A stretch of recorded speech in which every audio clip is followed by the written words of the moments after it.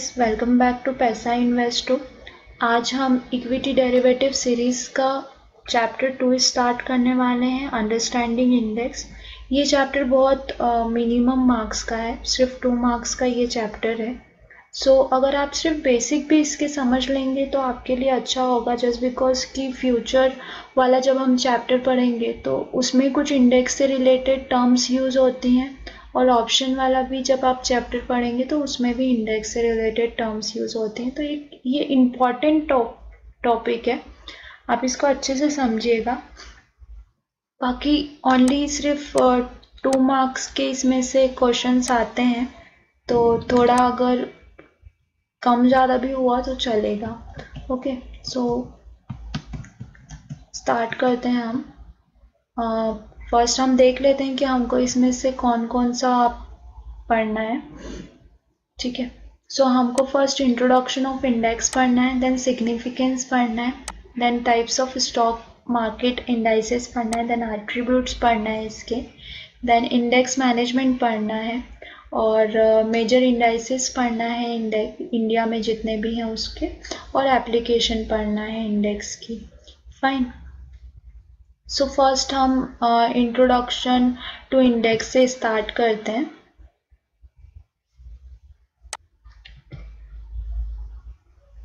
ठीक है, basically index का मीनिंग आपको क्या पता है?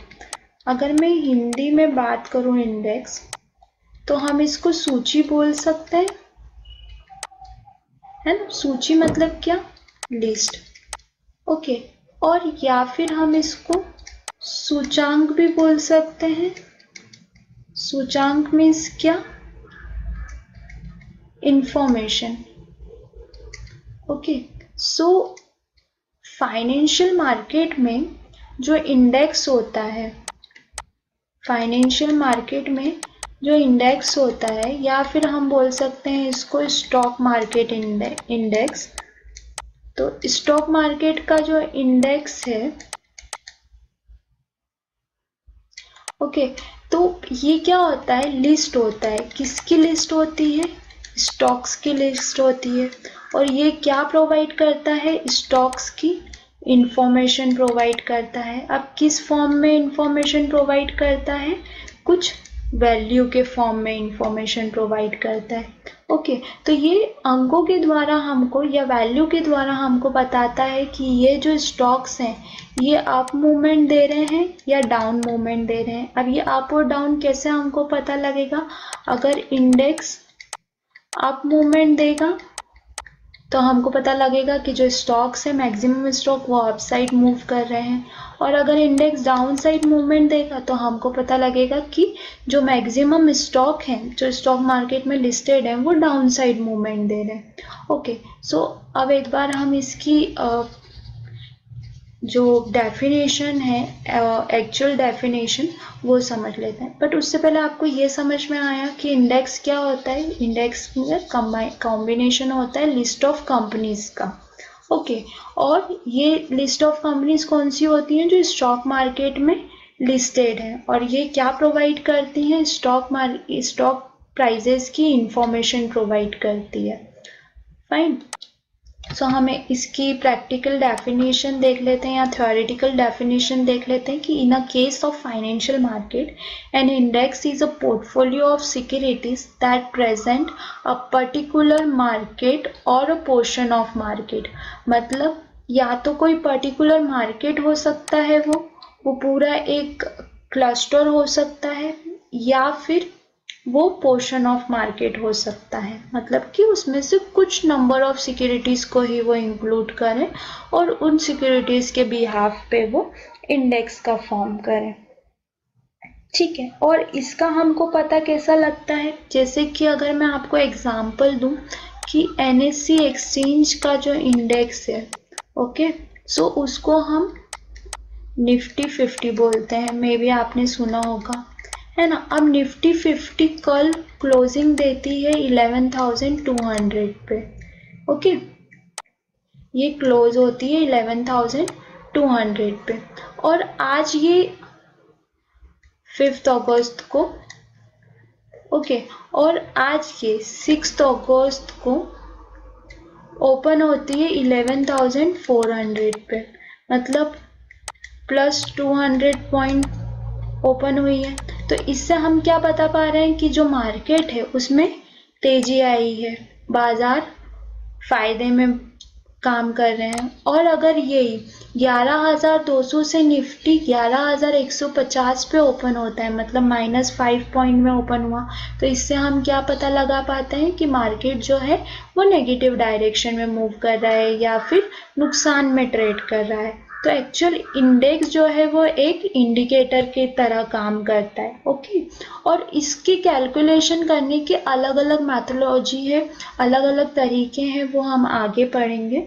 बट अभी इंडेक्स क्या होता है, अगर मैं सिंपल भाषा में बोलूँ तो इंडेक्स वो होता है जो स्टॉक मार्केट में जो लिस्टेड कंपनीज हैं उनकी इंफॉर्मेशन प्रोवाइड करता है, किसमें, अंकों के द्वारा, वैल्यू के द्वारा उनकी इंफॉर्मेशन प्रोवाइड करता है।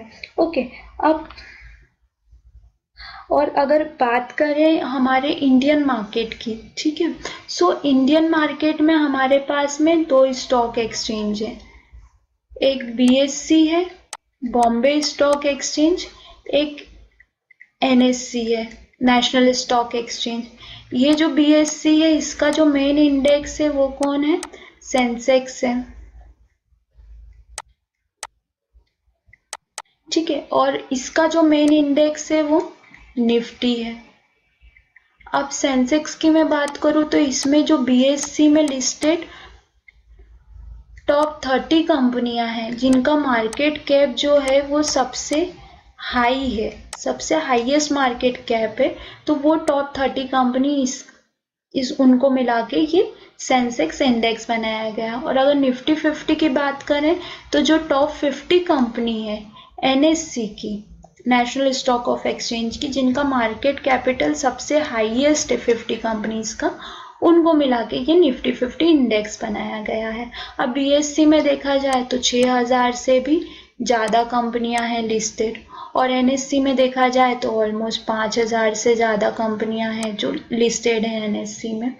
तो ऐसा नहीं कर सकते कि 5,000 लिस्टेड कंपनी का एक इंडेक्स बना दिया जाए या 6,000 कंपनी का एक इंडेक्स बना दिया जाए। इससे क्या होगा ना कि कैलकुलेशंस बहुत ज़्यादा कॉम्प्लेक्स हो जाएंगी और आपको समझने में भी बहुत दिक्कत आएगी, क्योंकि इतने सारे सेक्टर्स की कंपनीज हैं अलग अलग, तो हम 5,000 6,000 कंपनीज का नहीं बना सकते। प्लस कुछ कंपनियां नई लिस्टेड होती हैं, कुछ कंपनियां पुरानी लिस्टेड होती हैं, तो सब अलग क्राइटेरियाज पे अप या डाउन मूवमेंट देती हैं। तो इस वजह से कुछ लिमिटेड कंपनीज होती हैं जिनका कुछ क्राइटेरिया डिफाइन किया जाता है, और अगर वो उस क्राइटेरिया के अंदर आ रही हैं तो उनको इंडेक्स में इंक्लूड किया जाता है। अगर वो इंक्लूड होते हुए उस क्राइटेरिया में नहीं आती तो उनको बाहर कर दिया जाता है, और जो नई कंपनियां होती हैं उनको इंडेक्स में इंक्लूड कर लिया जाता है। अब ये क्राइटेरिया क्या होता है, जब हम एट्रीब्यूट्स पढ़ेंगे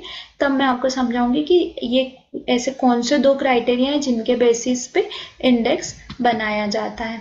नेक्स्ट हम सिग्निफिकेंस ऑफ इंडेक्स पढ़ेंगे कि लाइक इंडेक्स किस तरीके से यूज होता है।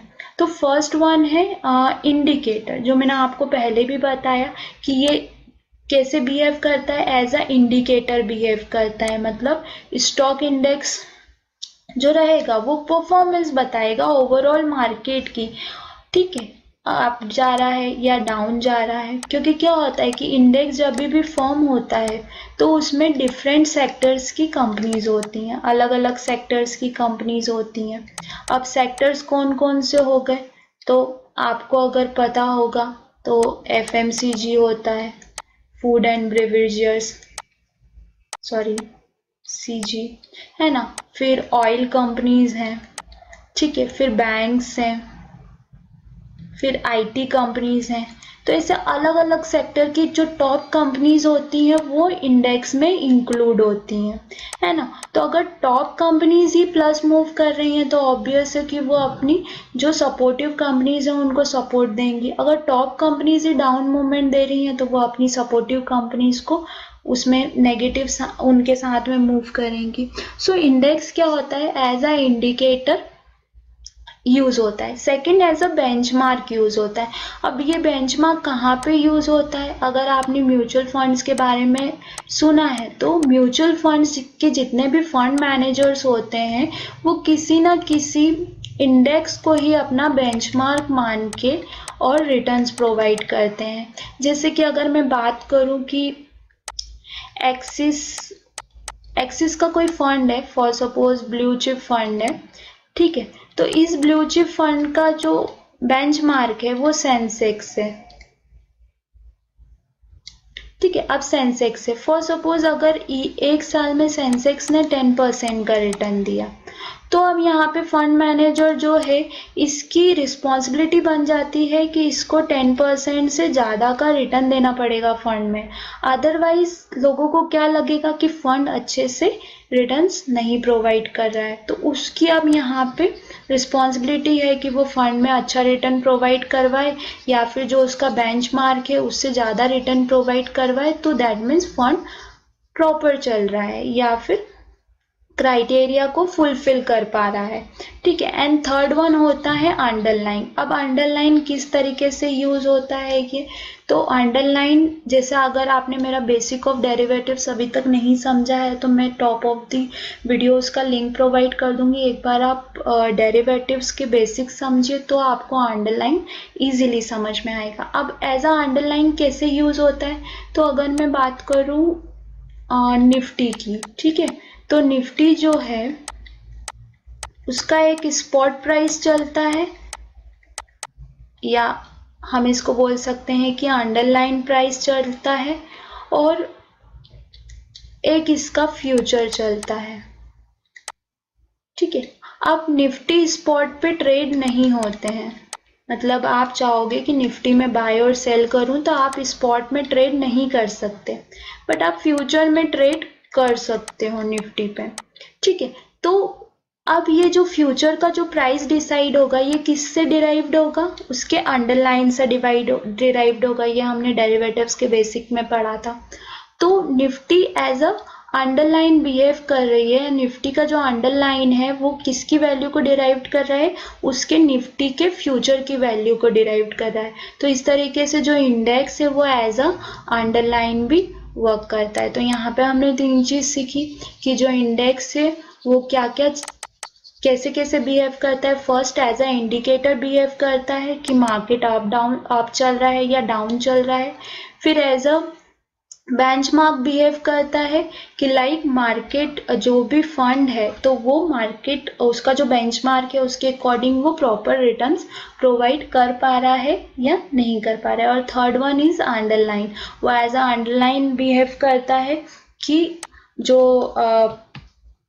जो भी फ्यूचर है उसकी जो प्राइस डिसाइड होगी वो किसके बेसिस पे डिसाइड होगी, जो भी अंडरलाइन में प्राइस चल रही होगी उसके अकॉर्डिंग डिसाइड होगी। देन अब हम पढ़ेंगे टाइप्स ऑफ इंडाइसेस। ये थोड़ा सा टफ है बट फिर भी आप अगर इसको अच्छे से समझेंगे तो बहुत इजीली समझ में आ जाएगा। Okay, so types of indices, normally 4 types के इंडाइसेस होते हैं। एक मार्केट कैपिटलाइजेशन वेटेड इंडेक्स होता है, second one free float market capitalisation index होता है, थर्ड वन प्राइस वेटेड होता है और फोर्थ वन इक्वली वेटेड होता है, ठीक है। सो सबसे जो सिंपल है वो इक्वली वेटेड इंडेक्स है। मैं आपको सबसे पहले ये समझाती हूँ। इक्वली वेटेड का मतलब क्या होता है कि हम कोई भी 5 कंपनीज ले लेते हैं, ठीक है। जैसे मैं एक ए ले लेती हूँ, एक बी ले लेती हूँ, एक सी ले लेती हूँ, एक डी ले लेती हूँ, एक ई ले लेती हूँ, ठीक है।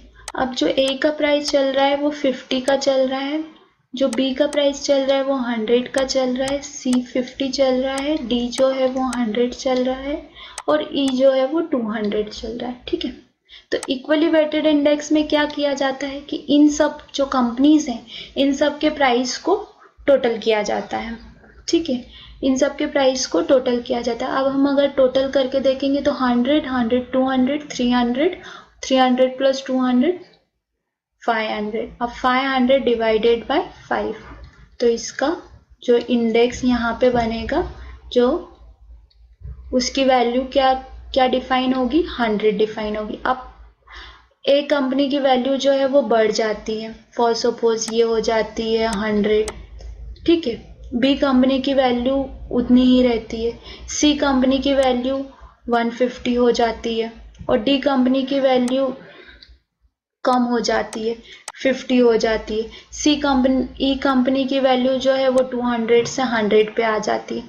अब जो डेली बेसिस का मैं बता रही हूँ कि कैसे इंडेक्स को ये लोग कैलकुलेट करते हैं, तो यहाँ पे क्या होगा, अब जो हमने पहले के प्राइसिंग से यहाँ पे इसको इक्वली वेट करके और डिवाइड कर दिया था टोटल नंबर ऑफ कंपनीज से, तो अब वापस से जो नया प्राइस यहाँ पे फ्लक्चुएट हो रहा है, इसको ये लोग फिर से इसको प्लस करके और डिवाइड कर देंगे 5 से, मतलब 100, 200, 350, 400 और 500। तो ये इक्वल आ गया, इसको 300 कर देते हैं, है ना। तो अभी कितना आ गया 600, और 600 डिवाइडेड बाय 5 करेंगे तो यहाँ से जो भी वैल्यू निकल के आएगी, आई थिंक 120 आएगी, तो वो क्या हो जाएगी, इंडेक्स की वैल्यू हो जाएगी। मतलब अभी हम इससे क्या अंदाज लगा रहे हैं कि जो ऑन एन एवरेज जो कंपनीज की वैल्यू है वो क्या हो रही है, अप साइड मूव कर रही है। ऑब्वियसली ये सिर्फ एक ही कंपनी की वैल्यू गिरी, बाकी सबकी बढ़ गई या फिर वहीं पे रही, तो ये इक्विवेटेड इंडेक्स होता है, ठीक है। देन हम मार्केट कैपिटलाइजेशन वेटेड इंडेक्स समझते हैं अब, ठीक है। अब ये वाला जो इंडेक्स होता है मार्केट कैपिटलाइजेशन, तो सबसे पहले आपको मार्केट कैप समझना होगा। तो अगर मैं मार्केट कैप की बात करूं तो मार्केट कैप क्या होता है, जो नंबर ऑफ टोटल शेयर्स हैं, ठीक है, आप उसमें मल्टीप्लाई कर दोगे शेयर के प्राइस से, तो आपको मार्केट कैप मिल जाएगी। अब ये मार्केट कैप निकालने के बाद में जो हमने इक्वली वेटेड में किया था, तो उस तरीके से उसका पहले वेटेज निकालते हैं। फॉर सपोज अगर 5 कंपनीज हैं, है ना, और 5 कंपनीज हैं, तो टोटल कंपनी जो है वो ऑलमोस्ट 1 लाख रुपए का उनका मार्केट कैप आ रहा है, ठीक है। तो और जो एक ए कंपनी है उसका मार्केट कैप आ रहा है फॉर सपोज 20,000 रुपीज का, ठीक है। तो इसका हम अगर मार्केट कैपिटलाइजेशन वेट निकालेंगे तो क्या करेंगे, 20,000 को डिवाइड करेंगे 1 लाख के साथ में, ठीक है। और यहाँ से जो वैल्यू आएगी वो हमारी क्या रहेगी, अराउंड आई थिंक 0.2 आएगी। तो 0.2 जो है ये वेटेज है, किसका वेटेज है, इस ए कंपनी का वेटेज है इस इंडेक्स में, ओके। सो इस तरीके से जो है मार्केट वेटेज इंडेक्स की कैलकुलेशन की जाती है।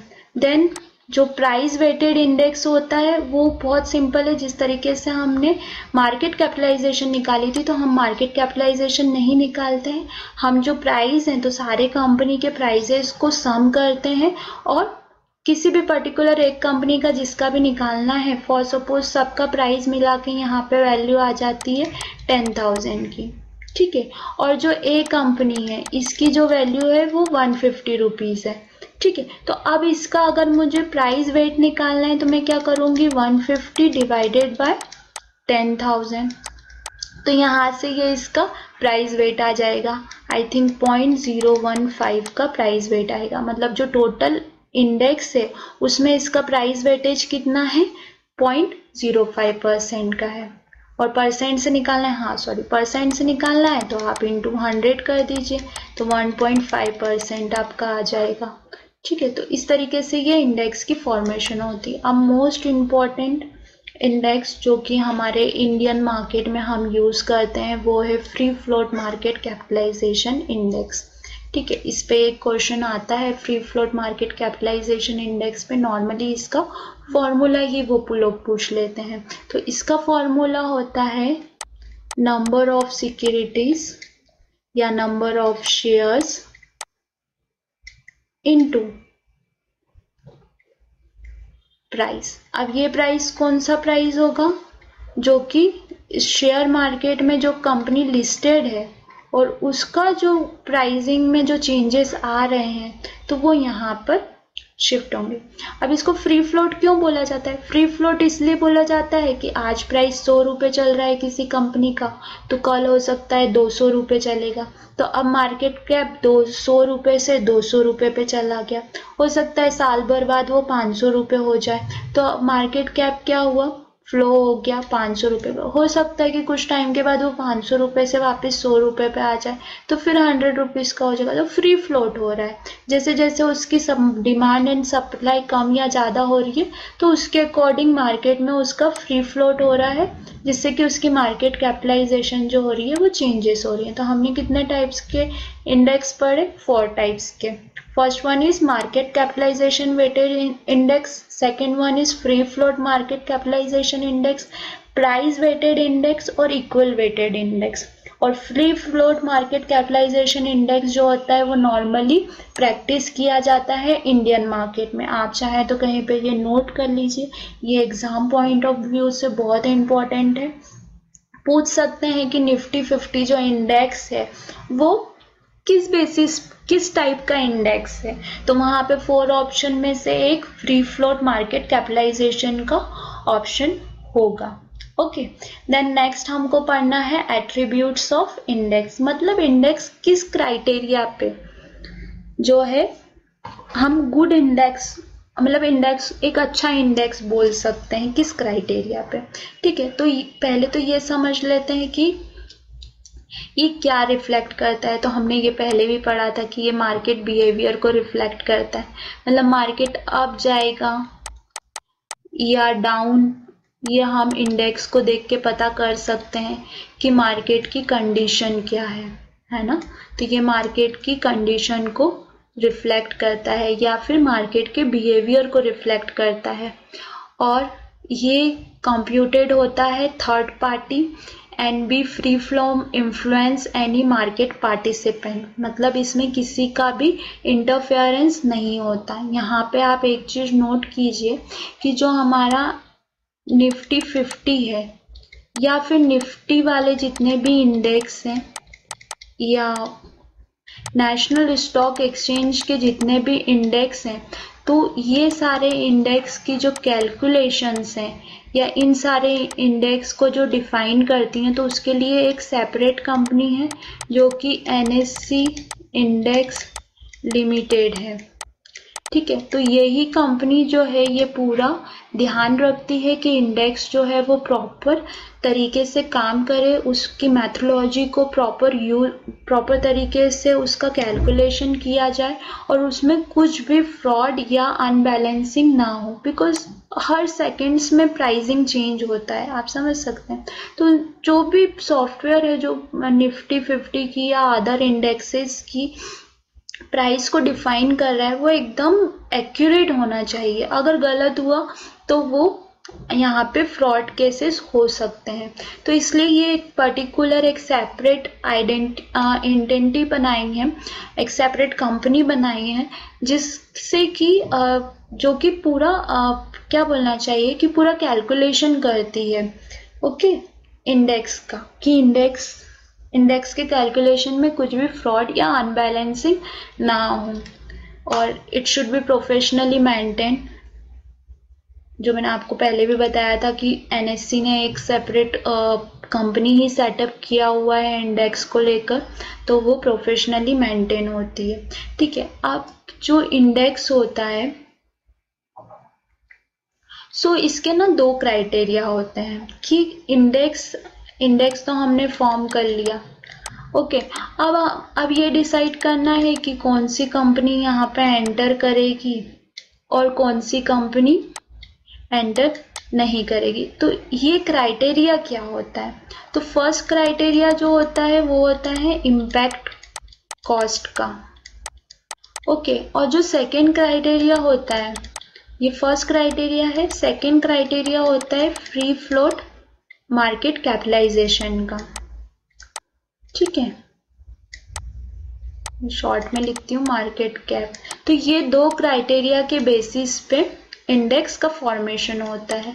प्लस यहाँ पे एक और क्राइटेरिया होता है कि जो भी स्टॉक इंडेक्स में जाने वाला है, अगर दोनों क्राइटेरिया को फुलफिल कर रहा है बट फ्यूचर में लिस्टेड नहीं है, ठीक है, फ्यूचर में लिस्टेड नहीं है तो उसको इंडेक्स में इंक्लूड नहीं कर सकते। अगर फ्यूचर में लिस्टेड है वो स्टॉक तो ही उसको इंडेक्स में इंक्लूड किया जा सकता है, ठीक है। सो 2 क्राइटेरिया होते हैं इंडेक्स को फॉर्म करने के। First one is impact cost and second one is free float market capitalisation. अब फ्री फ्लोट मार्केट कैपिटलाइजेशन को किस तरीके से यूज किया जाता है, तो जैसे निफ्टी 50 है तो निफ्टी 50 का कहना है कि जो NSE एक्सचेंज की जो टॉप 50 कंपनीज रहेंगी वही उस इंडेक्स में रहेंगी, उसके अलावा एक भी कंपनी उस इंडेक्स में नहीं रहेगी। तो जिस भी कंपनी का फ्री फ्लोट मार्केट कैपिटलाइजेशन सबसे हाईएस्ट होता है, जो top 50 market free float market capitalisation वाली कंपनियां हैं, वही निफ्टी 50 में ऐड हो पाती हैं, बाकी नहीं ऐड हो पाती हैं। सेकंड, उसको ये भी क्राइटेरिया फुलफिल करना पड़ता है कि वो फ्यूचर में भी लिस्टेड हो। अगर कंपनी फ्यूचर में लिस्ट नहीं है लेकिन फ्री फ्लोट मार्केट कैपिटलाइजेशन उसका ज़्यादा है तो भी वो इंडेक्स में इंक्लूड नहीं हो सकती। ओके, देन हम ये इम्पैक्ट कॉस्ट समझ लेते हैं। इस पे भी एक क्वेश्चन आता है, नॉर्मली डायरेक्ट डेफिनेशन ही आ जाती है, तो डेफिनेशन आप चाहें तो नोट करके रखिए। लिक्विडिटी, जो लिक्विडिटी है वही उसी को ही हम इम्पैक्ट कॉस्ट से डिफाइन कर सकते हैं। अब जैसे यहाँ पे आपको कुछ बिट्स रखी हुई दिख रही हैं, कोई बायर है जो 1000 क्वांटिटी 4 रुपए पे खरीदना चाह रहा है, कोई सेलर है जो 2000 क्वांटिटी यहाँ पे 4 रुपए 50 पैसे पे बेचना चाह रहा है ना। उसी तरीके से ये 1000 क्वांटिटी है जो कि 3.90 पे बाय के लिए रखी हुई है और कुछ 1000 क्वांटिटी है जो 4.50 पे। अब अगर कोई भी पर्सन आता है, कोई भी फॉर सपोज राहुल लाया है ना, अब राहुल बोल रहा है कि उसको 3000 क्वांटिटी जो है वो खरीदनी है। तो 3000 क्वांटिटी खरीदने के लिए यहाँ पे देखो सेल के लिए कितने, हम जो व्यक्ति सेल कर रहा है उसी, ये जो सेलर है इसी से हम खरीदेंगे। तो 2000 क्वांटिटी राहुल को मिल रही है 4 रुपए 50 पैसे के हिसाब से और 2000 क्वांटिटी राहुल को मिल रही है 4 रुपए 55 पैसे के हिसाब से। मतलब राहुल को जो एवरेज, अगर वो खरीदता है मार्केट से, तो राहुल को जो एवरेज कॉस्ट पड़ेगी वो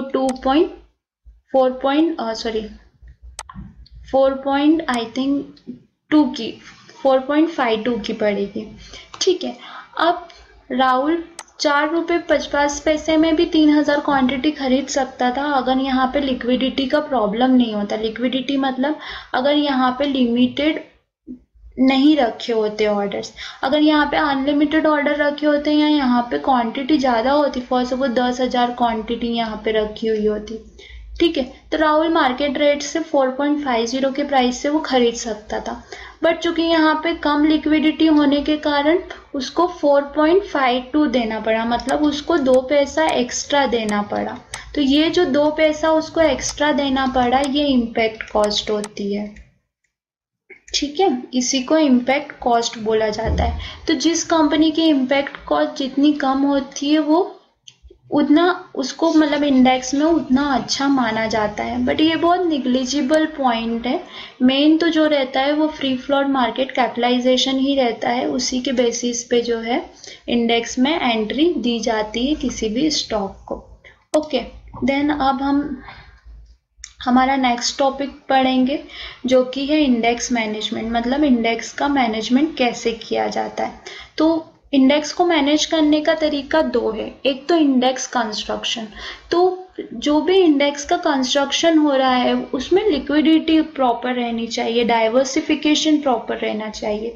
डाइवर्सिफिकेशन मतलब क्या कि फॉर सपोज अगर मैं निफ्टी 50 की बात करूं,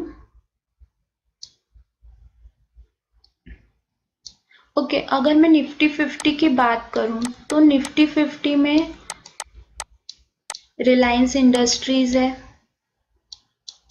ओके, देन HDFC है, HDFC बैंक है, ओके, देन बजाज फाइनेंस है,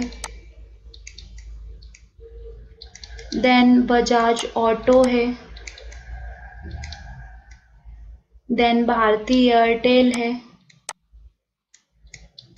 ओके तो आप लोग देख रहे हैं कि यहाँ पे क्या है, रिलायंस ऑयल कंपनी है ना, HDFC बैंक है, फाइनेंस यहाँ पे नॉन बैंकिंग फाइनेंस से ही है, देन बजाज ऑटोमोबाइल कंपनी है, गाड़ियां बनाती है, देन भारती एयरटेल यहाँ पे ये टेलीकॉम कंपनी है। तो इस निफ्टी 50 का जो इंडेक्स है इसमें डाइवर्सिफिकेशन है, अलग अलग तरह की कंपनियां हैं। तो डाइवर्सिफिकेशन होने के कारण क्या हो पाता है कि आप सभी सेक्टर को एक पर्टिकुलर इंडेक्स के थ्रू ही क्या कर सकते हैं, ट्रैक कर सकते हैं, इंडिकेट करता है वो सभी सेक्टर्स को एक साथ। तो एक अच्छे इंडेक्स की क्या क्वालिटी होती है कि वो डाइवर्सिफाइड होना चाहिए, ओके, और लिक्विडिटी होना चाहिए। लिक्विडिटी का मीनिंग आप कहीं पे लिखना चाहें तो नोट कीजिए, बार बार आपको सुनने को मिलेगा। लिक्विडिटी का सिंपल मीनिंग क्या होता है, वॉल्यूम, ओके, वॉल्यूम। लिक्विडिटी का मतलब यहाँ पे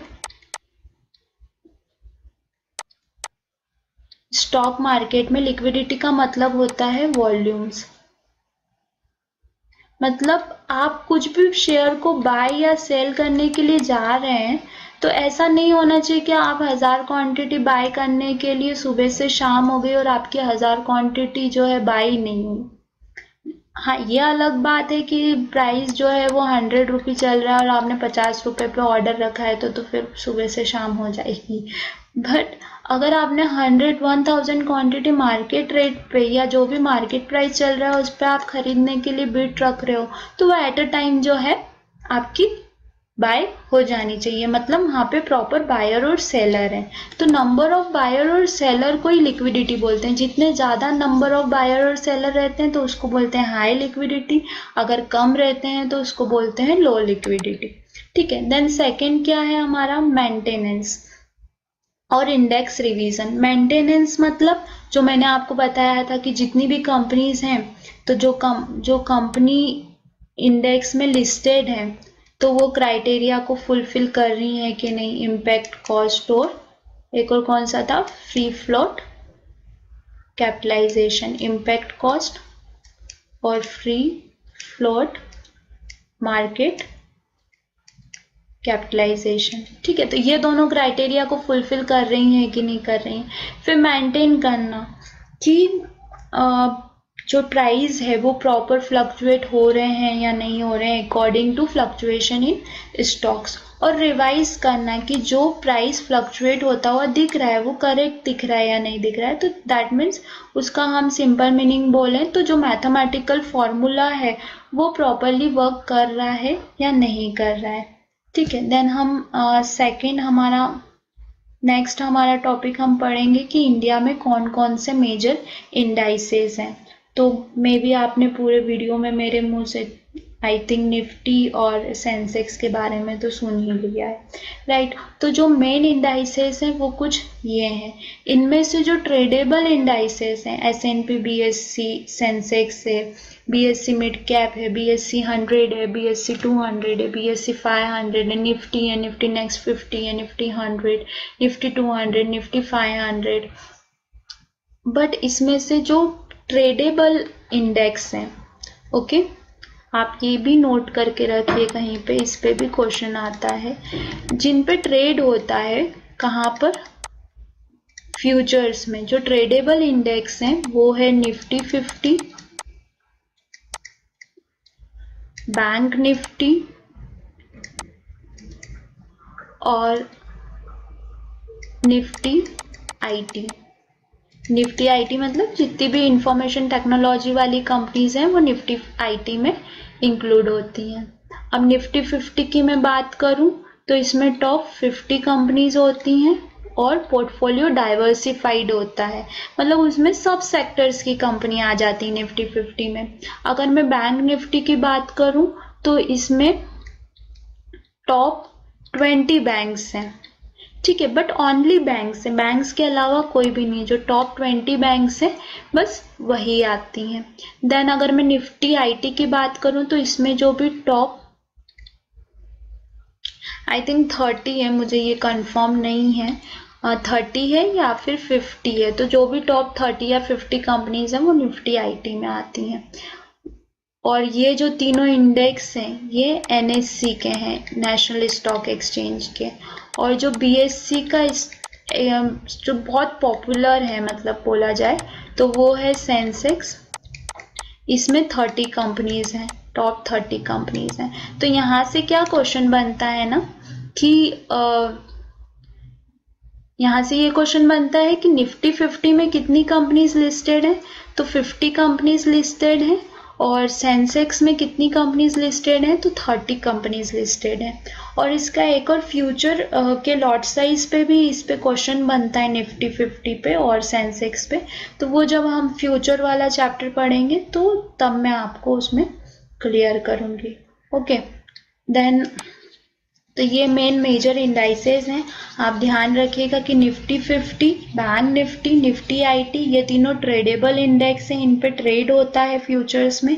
बाकी ये जितने भी इंडेक्स हैं इन पे ट्रेड नहीं होता, ये जस्ट एक इंडिकेटर्स हैं या फिर इनको एज अ बेंचमार्क की तरह यूज किया जाता है मार्केट में।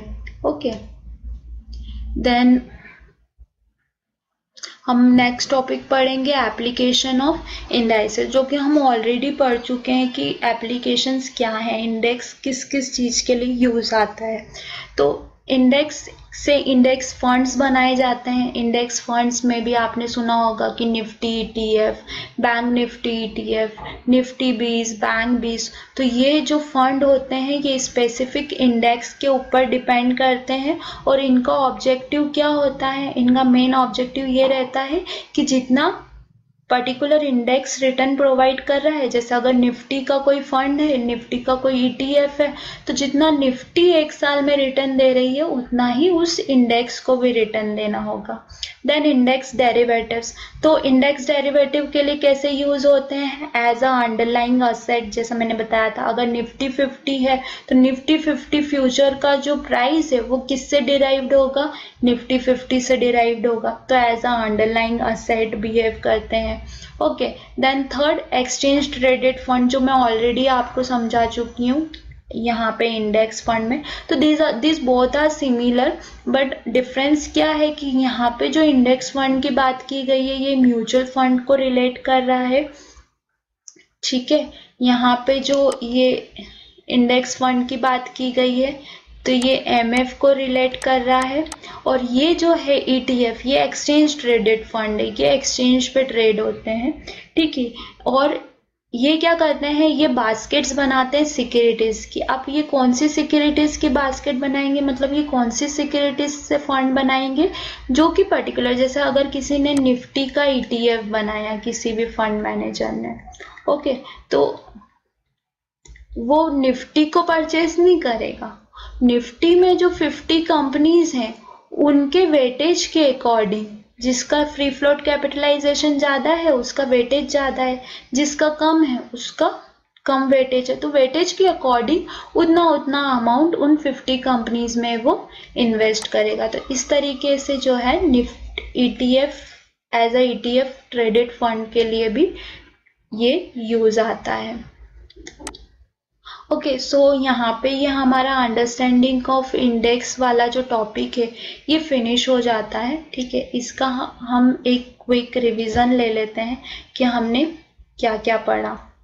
ओके, सो हमने आज क्या पढ़ा कि जो इंडेक्स है, इंडेक्स क्या है, इंडेक्स एक पोर्टफोलियो है, किसका, सिक्योरिटीज का, या मैं स्टॉक्स बोल सकती हूँ उन सिक्योरिटीज को। और ये कैसे डिफाइन होता है, वैल्यू से डिफाइन होता है। ये इन स्टॉक्स की जो इंफॉर्मेशन है या जो प्राइस फ्लक्चुएशन है, जो प्राइस में जो मूवमेंट आ रही है उसको ये वैल्यू में डिफाइन करता है। अगर इंडेक्स अपसाइड मूव कर रहा है तो हम क्या बोलते हैं कि मार्केट क्या है, बुलिश है। बुलिश मतलब मार्केट तेजी में है, अप मूव कर रहा है, प्लस मूव कर रहा है, पॉजिटिव साइड मूवमेंट कर रहा है।